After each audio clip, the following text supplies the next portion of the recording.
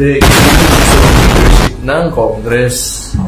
Diretso na natin sa Congress dahil nga, during the hearing also, Mayor, 2 members of the 19th Congress, lumabas yung pangalan especially dun sa testimony ni Colonel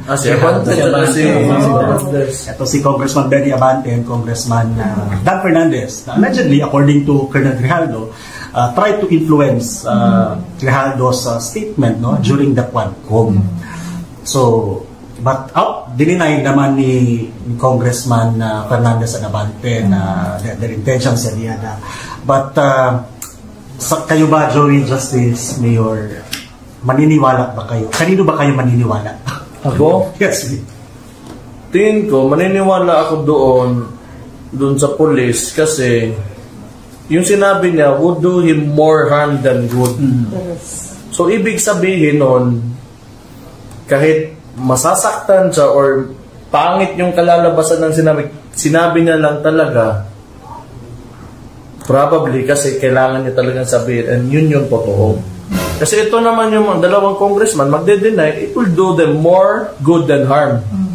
So, tingin ko, dinidefend nila yung sarili nila.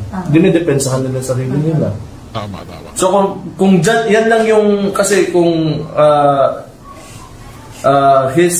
yung sa police na sinabi versus nung sinabi ng mga congressman, mas maniniwala ako sa police kasi wala naman siya makukuha doon sa sinabi niya talaga. Do you yeah, definitely kasi tira sa career ni Colonel Grijaldo. 4 years, hanggang 2028. And alam niya, hindi magiging happy yung administration sa sasabihin niya. Correct. At yung kanyang entire 4 years na natitira will be under the pleasure of the President of this government to masaya sila sa gagawin niya o hindi. But wala siyang pake. So, definitely, meron talagang bigat yung sinabi ni Colonel Grijaldo. Nung napanood ko yung hearing, nung inisip ko, baka, it may be about he said, she said na storya. Kaso, kinonfirm nung dalawa. Actually, in-strengthen nila yung kwento ni Grijaldo. Inamin nila. And sinabi nila nakipagkita talaga sila. Sinabi nila na kinausap nila si Garma. Hindi talaga matalino itong mga gago na to, no?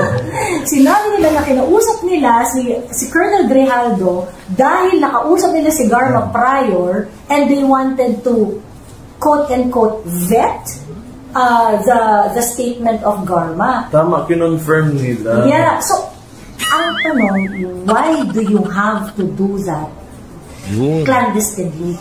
Bakit hindi mo? Well, kasi there are so many ways to really, if they want to be transparent, kasi sa ni Colonel Grijaldo, sa affidavit niya, pinatawag siya in the middle of quad hearing, nilapitan siya ng security, dinala siya dun sa labas, pagkas pinapunta sila dun sa room, kung saan doon sila nag-meet nila, unang-una, kung Dan Fernandez at saka ni Benny Abante na maging transparent, they could have requested during the proceeding na maybe request that we are going to do an executive session with Mr. So it's on record that you are going to talk to him. Ganun, may minutes yun kailangan nandun sa dapat. And that could have saved them. Kung talagang wala silang bad intention. No, it's not secret. Sinabi namin yun during the procedure. But because behind the scenes siya ginawa, and magaling rin talaga to si Colonel Grijaldo kasi talagang it was a bit that these two idiots talk. And so nagsalita maghapon magdamag na 2 araw after nung nilabas nila na repeating the same thing na yes, kinausap namin siya dahil resulta yun na pakikipag-usap namin kay Garma, pagkatapos meron lang kaming gustong i-verify doon, ganyan. And parang open the Pandora's box. Kasi kung gano'n yung hindi yan pumwede. Kasi dapat, ganito yan, dapat na una. In order to save yourself, dapat tumabig kayo sa procedure. Dapat hindi yan secret. Bakit nga itatanong yung mga bagay na kailangan clandestine. Diba? Tapos pinatawag mo siya stealthily. Pinatawag mo sa security, pinalabas. Diba? Wala kang intention to make it, if it is a vetting process, the inquiry is the vetting process. And it's supposed to be public. Ganun, kung kunwari gusto mo ipa-vet ang mga documents and what not, ang affidavit and you have a COMSEC who can do that. So, ang nangyari, dahil salita sila ng salita, dami-dami nilang mga explanation, binaon nitong ni Benny Abante at ni Dan Fernandez yung mga sarili nila doon sa mga sinabi nila na kinorroborate ang sinabi ni Colonel Grijaldo. I think, Joey, one of the headaches also of this congressman, when that statement came out, napaka-detalyado kasi ng statement ni Colonel Grijaldo. Imagine, tumayo siya, pinatawag siya, the two police officers na na-meet niya pa sa labas. So, I don't think there was my way pa to deny it ba. That exactly. It happened. It was a perfect bait. Kasi hindi talaga nila po pwedeng i-deny. At since hindi nila po pwedeng i-deny, kailangan nilang mag-explain. At dahil nag-explain sila, at di sila nagsabi ng totoo, they are really bound to crumble. So, it was a great day. I think now, Mayor Justice and Joey, ang question ngayon talaga is, ang impact nitong scenario na to, the statement of Grijaldo and the reaction of Fernandez on the ongoing Quadcom hearing. Justice, what do you think? Actually, hindi ko siya napanood, pero I admire si Colonel Grijaldo. Kasi father ko policeman din. So, somehow, katulad ng sabi ng tatay ko, alam niya pag nagsasalita ng totoo yung police. Kumbaga, kung may play or may So, nag-stick lang ako dun sa sinasabi ng tatay ko. So, dalawa kami nanonood parati ng ganyan. Short clip lang yun. Minsan nagkakaroon kami ng discussions. So, ako, yung sinabi ni Colonel Grijaldo, sobrang nag-redeem sa policeman. Since lately, sobrang parang nawawalan ng tiwala na naman. Correct. No? So, yung mga mamamayan sa policeman. So, saludo kay Colonel Grijaldo for doing that. Doing what is right. We need more people like that. What about you, Mayor? Ano tingin mo ngayon ang effect nito? Sa credibility nila. Implication ng mga pangyayari. Sa credibility mismo ng credibility? Naging credible ba yun mga tao? Yung dalawang congressman na yun ever since? Yeah. Naging credible ba sila? Wala. Siguro ba't yung implication talaga niyan is kailangan since nandyan na yun, nakita na kasi lumabas sila kay sino yung yung nag-interview sa kanila na journalist Karen Davila. Dapat sana wag titigilan kasi ang yung style kasi ng administration ngayon once pag nagkakamali sila, gumagawa sila ng diversion. Gagawa na sila ng bagong issue. Kasi hawak nila yung mainstream media eh. So why not let mainstream media look into this? Yun lang. Diba? Para kahit once, tayo naman. Diba? Kahit once, tayo naman. Diba? Sa Quadcom naman, hindi ko alam kung meron ba talaga silang natapos sa series of questions. Wala. Parang wala rin naman talaga naging finality. Ang gugulo lang habang nagnanakaw ng bubulsa ng pera. Parang yung Quadcom, alam naman natin, kapag parang hindi naman talaga ginagawa nyo kasi because you can.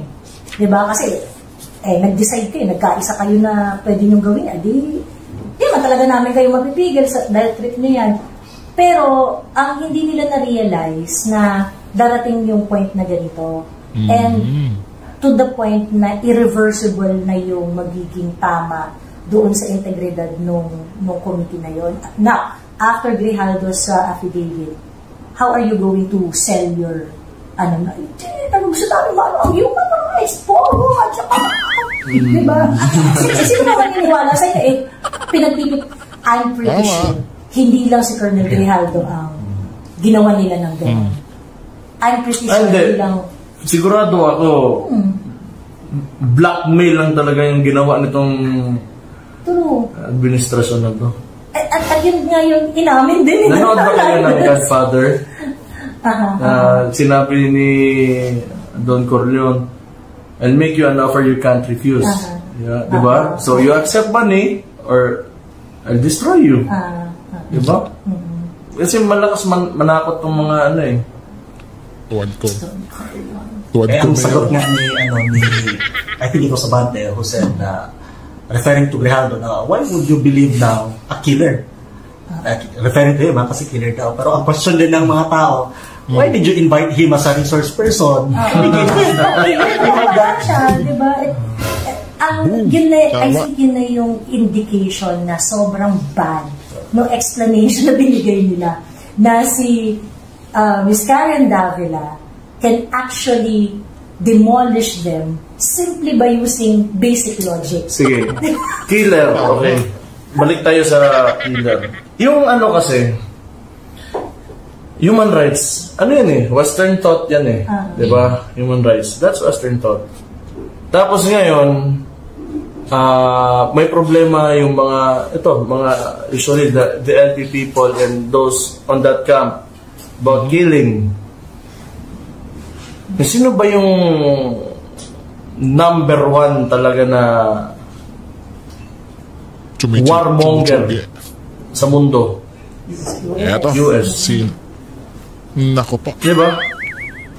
Tapos yung reference natin when it comes to culture, media, and all of the shit that we do in this country. Saan yung reference natin? It's the Americans. It's the United States. So ngayon may human rights. Yun lang naman ang galing yung...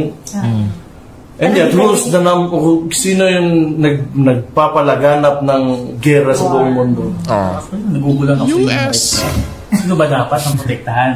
Yun naman talaga yan. O ang mamamayan na maayos, diba? So, alam mo, matagal na yan na question namin nung dati si Dilima nakialam dito sa Davao. Due process, pinapersecute nila si PRRD for a very, very long time. Pagkatapos, I mean, gusto nyo, effort na rin si PRRD ng due process. Kasuhan nyo siya. Pero para magka-paras-claras tayo dito eh. Ayaw, minamalay niyo yung tao everyday. Ayaw niyong bigyan ng due process. Bring it to the proper forum. Bakit nandito kayo sa, di ba? Bakit dito kayo sa trial by publicity na kino-confine yung usapan? Dahil niyo sa tamang proseso, alam ko yung PRRD was encouraging din kahit nung panahon pa niya na immune naman siya, pero July 1 hanggang ngayon, pwede mo nakasang 1. Dapat naipon nyo na nga lahat ebidensya nyo eh. Alam ba nila na 2 years na? The narrative that they are pushing is not going to win? Alam ba nila yun? I'm pretty sure. Kasi wala lang silang mas magandang kwento eh. No? Oo. Wala silang mas maganda. Siguro yung parang sila mayor, yung nakabahin na lang namin ito, mali yung makachamba. Sa bagay. Anong term yan? Witch hunt? Witch hunt. Hindi, tsaka delaying the game. They try to delay the game to make it maybe and like until 2028. Para wala nang ayaw nila may makabalik eh. Buti nga tinapos na rin yung Pogo discussion eh. Right? I think they've wrapped up that Gusto discussion. pa nila itahin yun kay PRD. Lahat na lang talaga. Lahat na lang. Siguro 'di ba kung para sila mga director lang na gumagawa ng palabas. Na ang pangit pa, hindi mo kayang panoorin. At hindi nila na-realize na yung sobrang komplikado ng story na ginagawa nila. Mas lalo nilang nai-alienate yung tao. Kasi parang, di ba importante sa amin yun? Well, I think that's where the disconnect really is, Ate Joey. Kaya sabi mo, within their own circle, that is the reality na they believe na it's working ba? But dito sa baba, umay na sa atin yan eh. We're starting to ask questions already na, bakit yan pa pinag-uusapan natin? Parang sayang ng panahon, ng boto, ng pera ng bayan. Parang tayo ng dami natin pwedeng gawin na maayos para pagandahin yung bansa natin. Tapos yung ginagawa ng mga gago na yun dyan sa Congress. Diba? Kasi buhay ng tao pinag-uusapan everyday na nandito kami mga politiko sa pinag-uupapan namin mga posisyon sa gobyerno. Yan lang. Yun yung i-offer niya sa akin. Sinali ko na sa sarili ko, di ba? Para kami lahat politiko. Ay, naman talaga nasa isip ko eh. Ba't natin sinasayang yung buhay ng yung oras ng mga tao sa mga napakawalang kwentang bagay na yan para ipagtanggol lang yung mga drug lord po. Actually, meron ako recently, may natuwa ako sa isang senator, hindi ko na pangalanan. No? Talagang siya personally sinabi niya na masyadong maaga yung politicizing. Panalanan mo na, ba't ka natatakot? Wala naman ako sasabihin masama eh.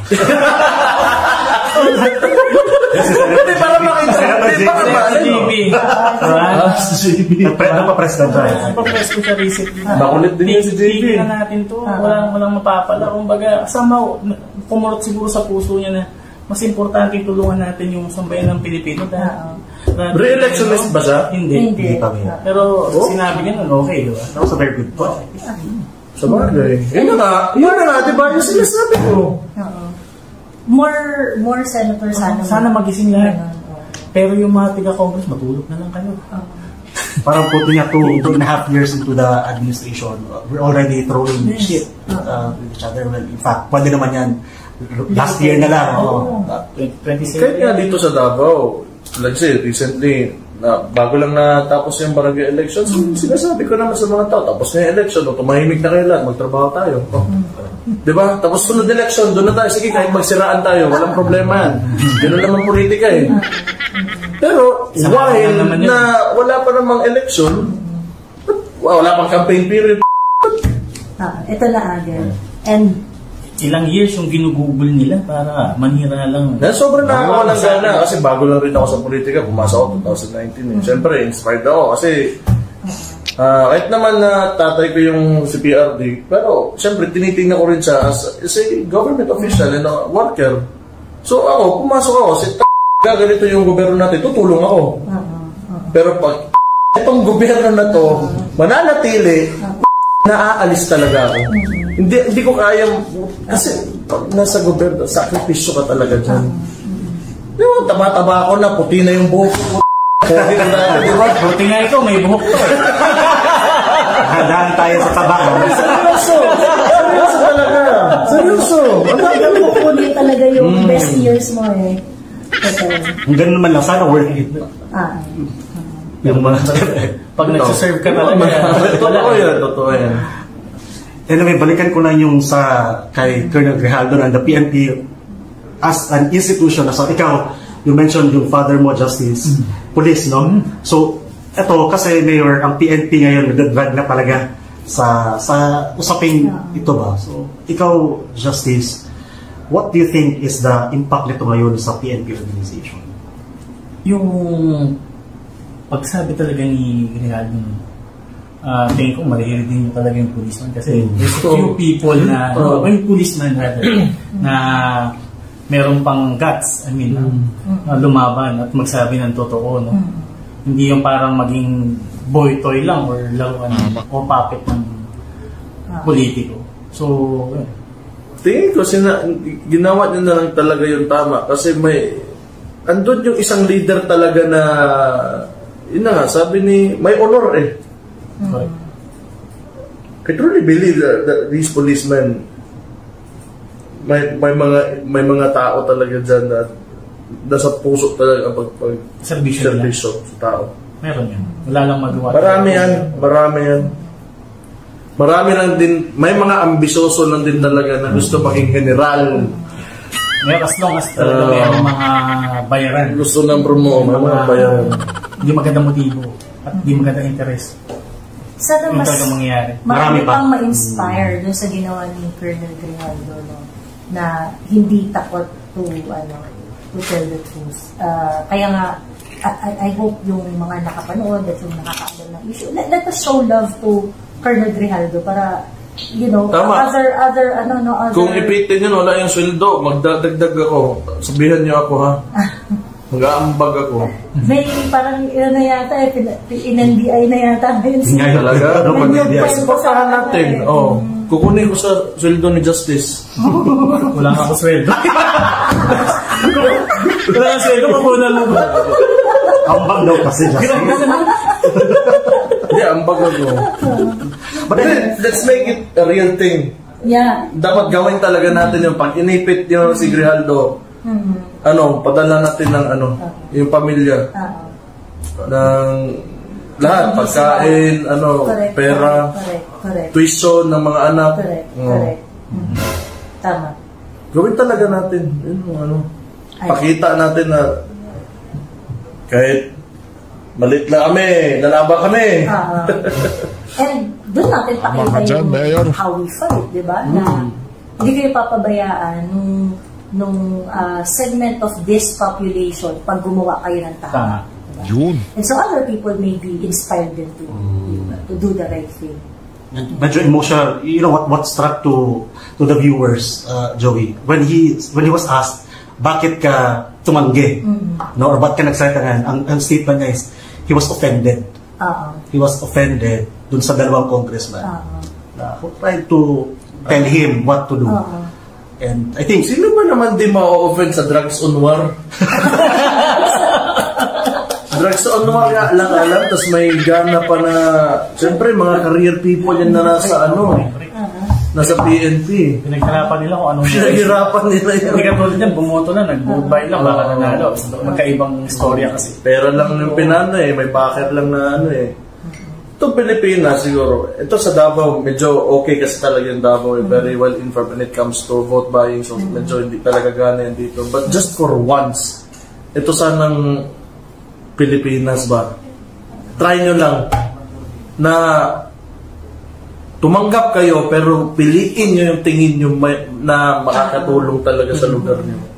Pag magbigay ng pera, tanggapin nyo yan. Pero hindi yun dapat maging subukan nyo lang. Tingnan mo Davao, dito na tumira Mas okay talaga dito.